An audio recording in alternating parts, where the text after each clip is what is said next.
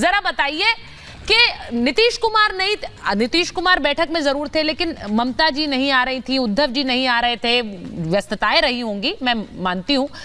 ऐसे में अखिलेश जी नहीं आ रहे थे, तो बैठक नहीं सुचरिता, इससे बड़ी कौन सी व्यस्तता हो सकती है? एग्जैक्टली मैं यही कह रही हूं। तो बैठक किसी और दिन बुला लेते, शाम को बुला लेते, अगले दिन। सॉरी, तो वर्चुअल मीटिंग थी। वर्चुअल मीटिंग में तो किसी को आना भी नहीं था, आधा घंटे का समय निकाला जा सकता था। ये दरारें हैं कि नहीं है, अभिषेक जी?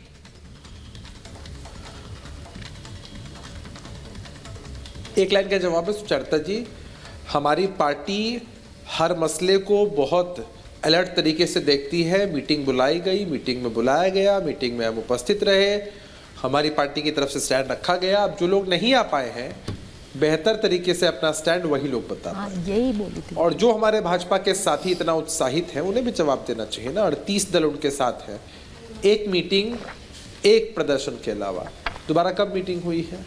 25 ऐसे दल जिनके पास सांसद तक नहीं है, बहुत सारे ऐसे दल जिनके नाम तक में कंफ्यूजन है, जो रजिस्टर्ड भी नहीं, वो नहीं आ पाते, कोई चर्चा नहीं होती है। अरे भाई, हमें बुलाया गया, हम आए, और बैठकों का दौर चल रहा है। हम उम्मीद करते हैं आगे भी बहुत शॉर्ट नोटिस पर बैठक होगी, और ये भी उम्मीद करते हैं कि समन्वय जल्दी बनेगा। जो बड़ा नेता होगा उसी पर चर्चा होगी। अब मैं ये मानकर चल रही हूँ नीतीश कुमार जी के ऊपर ही चर्चा होगी ना। अब बाकी आपने कहा ऐसे दल हैं जिनका नाम भी रजिस्टर्ड नहीं है, उन पर चर्चा नहीं होगी। आप ये स्वाभाविक है कि नीतीश जी पर चर्चा होगी, स्वाभाविक है कि वो संयोजक पद से अगर नहीं बनना चाहेंगे तो इस पर मीडिया चर्चा करेगी, और ना करे तो उस दिन समझ लीजिएगा कि कुछ गड़बड़ है। क्योंकि आपके नेता लगातार इस गठबंधन को बनाने में खड़े रहे हैं। जीतन राम मांझी उन पर तंज कस रहे हैं। वो कह रहे हैं कि वो नेता राजा बनने आए थे, अगर आप सेनापति बना दोगे तो वो खुश थोड़े ही होंगे। ऐसा है क्या? अरे ऐसा, नीतीश कुमार जी किसी पद को सुशोभित करते हैं, कोई पद नीतीश कुमार जी को सुशोभित नहीं करता है। और जीतन राम मांझी जी की अपनी मजबूरी आप समझ सकते हैं। खुद जीतन राम मांझी जी को मुख्यमंत्री नीतीश कुमार जी ने बनाया है। वो अपने पॉलिटिकल एजेंडा एंगल के हिसाब से बोल रहे हैं। नीतीश जी की कोई व्यक्तिगत महत्वाकांक्षा नहीं है, साफ कर दिया है उन्होंने। अब उसके इतर कोई कुछ भी कहे, ये उनका मंतव्य हो सकता है, हम उन्हें रोक नहीं सकते हैं। हम बस चाहते हैं कि इंडिया अलायंस के अंदर जो भी विपक्षी दल हैं, जिन भी प्रदेशों में समन्वय के साथ चुनाव लड़ना है, सब कुछ तय हो जाए। इस गठबंधन को इस वक्त संजय सरकार जी को लाइए जरा स्क्रीन पर। वरुण जी, मैं पूछना चाह रही हूँ, इस गठबंधन को लीड कौन कर रहा है? क्योंकि वरुण जी, आपकी पार्टी, एक बार किशोर जी के पास पहले जाऊंगी।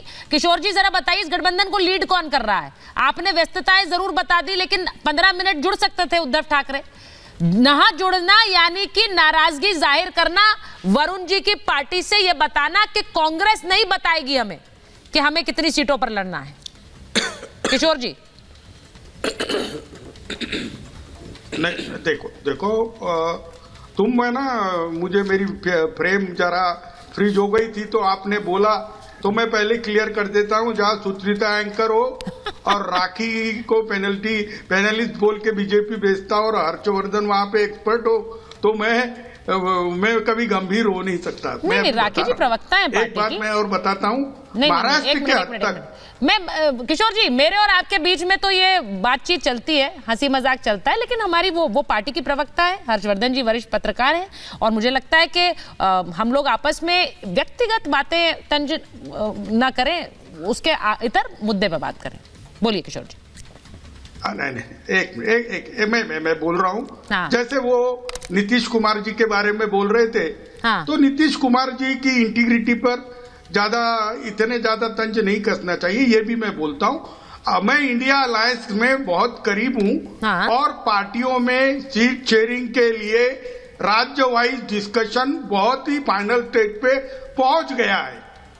और आप ये जो सोच रही है कि इधर प्राण प्रतिष्ठा हो रही है और इंडिया अलायंस के इधर प्राण निकल जाएंगे, ये डायलॉग मुझे बहुत अच्छा लग रहा है कि तुमको हमारे प्राण की इतनी चिंता है। लेकिन मैं अभी बता रहा हूँ, मैं ये सिर्फ सवाल पूछ रही हूँ। महाराष्ट्र के अंदर मैं ये सवाल पूछ रही हूँ। देखिए, मुझे बड़ा अच्छा लगा किशोर जी, आपको जो लगा, मैं ये पूछ रही हूँ कि ये कहीं हो ना जाए, क्योंकि आपको तो नरेंद्र मोदी को हराना है 24 में। वो वहां रैलियां शुरू कर चुके हैं, वो अपना प्रचार भी पार्टी शुरू कर चुकी है।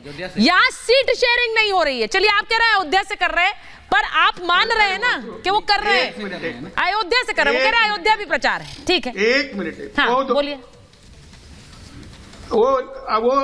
वो दल पूरे समय प्रचार ही करते रहते हैं। अच्छा। और उनके पाखंड को दुनिया जान चुकी है। और वो जो चीज है, हमने गंभीरता से मोदी जी को लिया है और मोदी जी को हराना भी गंभीरता है। इसलिए हम एक जगह है, हम इसलिए एक जगह है।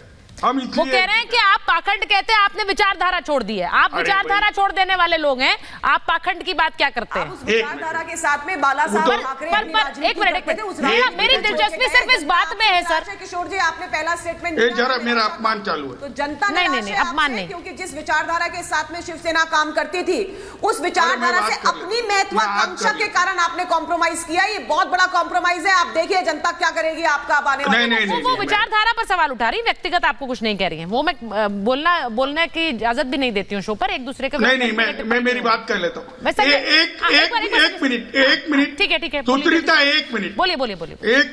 एक मिनट। मैं बोल रहा हूँ बीजेपी से नाता तोड़ा, यानी हमने हिंदुत्व से नाता तोड़ा, हमने विचारधारा छोड़ दी।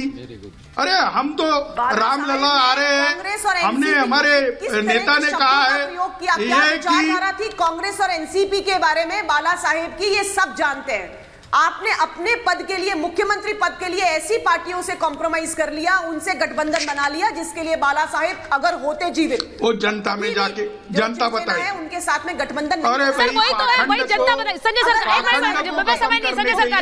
सरकार जी और वरुण पुरोहित जी, एक मिनट। संजय सरकार जी, कांग्रेस को सीटें देंगे आप? ये संभव नहीं था। कांग्रेस को सीटें कितनी? आपके इलेक्शंस में क्या, ये तो वो बार कह रहे हैं कि बयान तो आते रहेंगे, पर हमारे बीच बहुत घनिष्ठता है, हम लोग मिलकर लड़ेंगे। हाँ, देखिए, अभी हेमंत बिस्व शर्मा का आप एक बयान सुनाया है। हेमंत बिस्व शर्मा, एन बीरेन सिंह, शुभेंदु अधिकारी, इसको बयान हम लोग नहीं सुनते हैं। हाँ। ये दल बदलू है, न ये आरएसएस का आइडियोलॉजी, ना बीजेपी का आइडियोलॉजी, ना कल अगर सरकार पलट जाएंगे, ये भी पलट जाएंगे। ये पलटूराम है। ये पलटूराम को बयान से हम लोग कोई बयान नहीं देता है। अगर राजनाथ सिंह बोलता है, जेपी नड्डा जी बोलते हैं, ये आइडियोलॉजी है, आइडियोलॉजी के ऊपर पार्टी करती है, उसको सवाल का जवाब दे सकते हैं। और रह गया नरेंद्र मोदी को, अभी तो आप ही ने कहा कि प्रचार में है, वो तो मोदी दर्शन हो गया। अभी सुबह से सर पार्टी का नेतृत्व कर रहे हैं पश्चिम बंगाल में अधीर रंजन चौधरी, पार्टी का नेतृत्व कर रहे हैं। कांग्रेस पार्टी क्या कह रही है, ये अधीर रंजन चौधरी ही रखते हैं पश्चिम बंगाल में। उनके बयान को दरकिनार कर कैसे चलेंगे? वरुण जी, क्या वो दरकिनार कर सकते हैं? अधीर रंजन चौधरी पर जल्दी से बोलिए, उनकी बात में कितना वजन है?